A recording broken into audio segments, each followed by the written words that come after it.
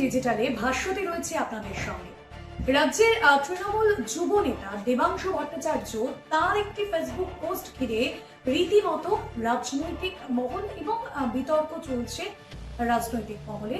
কারণ দলে থেকে তিনি এমন একটি মন্তব্য করেছেন যাকে কেন্দ্র করে বিতর্কের সূত্রপাত।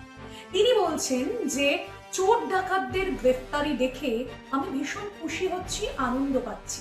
আর এই পোস্টের পরেই জল্পনা শুরু দেবাংশু ভট্টাচার্য তিনি দলের অন্তরে বিদ্রোহ প্রকাশ করেছেন এবার তৃণমূলের যুব নেতা। আমরা জানি যে সরকারের পালাবদলের পর যে ছবিটা গত কয়েকদিনের সামনে এসেছে, বলা ভালো যে 1 মাসের মধ্যেই তৃণমূল কংগ্রেস ভেঙে খান হয়ে গিয়েছে। তৃণমূল কংগ্রেস দুটো তৃণমূল কংগ্রেসে পরিণত হয়েছে। কোথাও গিয়ে নব্য এবং আদিদের মধ্যে যে ভাবনা, সেই দুটো ভাবনা বিভক্ত হয়ে গিয়েছে। আর সেই জায়গা থেকেই আমরা দেখেছি যে ঘটনাক্রমগুলো, যেখানে একের পর এক তৃণমূল বিধায়ক, মন্ত্রী অনেকেই গ্রেফতার হয়েছেন, প্রাক্তন মন্ত্রী, প্রাক্তন বিধায়ক।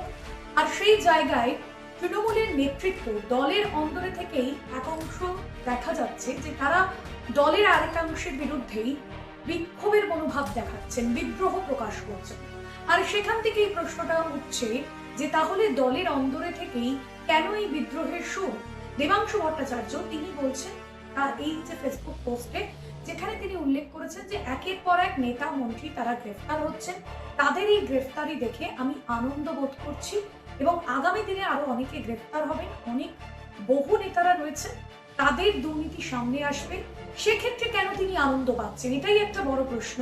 এখানে তিনি তৃণমূলের যুব নেতা এবং বিভিন্ন সময় বিভিন্ন কর্মসূচিতে তাকে দেখা গিয়েছে।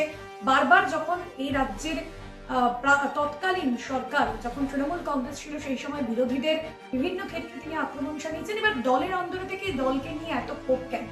সেই জায়গা থেকে তিনি বলছেন যে বেশ কিছু অসাধু নেতা তৃণমূল কংগ্রেসে রয়েছে যাদের গ্রেফতারির জন্য তিনি খুশি হয়েছেন। অর্থাৎ তিনি আগে থেকেই কি জানতেন যে এই সমস্ত নেতৃত্ব বা এই সমস্ত বিধায়ক তারা বিভিন্ন সময় দুর্নীতি তোলাবাজির সঙ্গে যুক্ত রয়েছে, তাদের বিরুদ্ধে অভিযোগ রয়েছে, তারপরে কি তিনি এই ধরনের মন্তব্য করেছেন? ঠিক কি স্পষ্ট করলেন, কি ইঙ্গিত করলেন?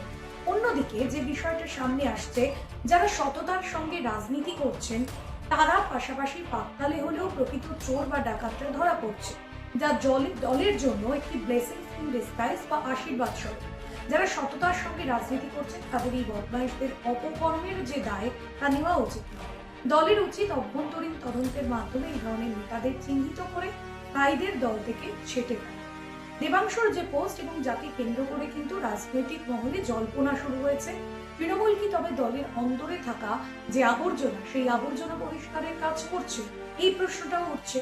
আর এই পোস্টের মাধ্যমে তিনি কি পরোক্ষভাবে দলের নেতৃত্বের কাছে দুর্নীতিবাজদের বিরুদ্ধে কড়া ব্যবস্থা নেওয়ার আর্জি জানালেন? এই প্রশ্ন হচ্ছে।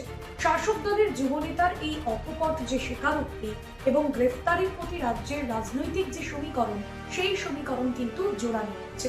তবে এই যে দেবাংশু ভট্টাচার্যের পোস্ট, সেই পোস্ট ঘিরে ঠিক কি জল্পনা তৈরি হচ্ছে, আগামী দিনে বা কি হতে চলছে, এই সবের দিকে অবশ্যই নজর থাকবে। তবে আজকের বিষয় এখানেই শেষ করছি। অন্যান্য আপডেটের জন্য দেখতে থাকুন কলকাতা টিভি।